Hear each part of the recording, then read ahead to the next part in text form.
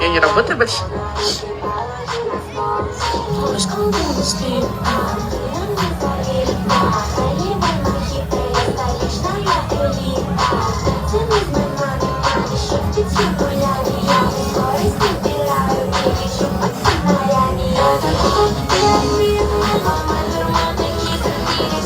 Фандом, как хочешь.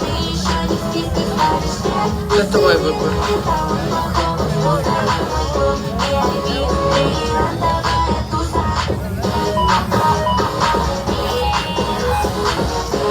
Привет.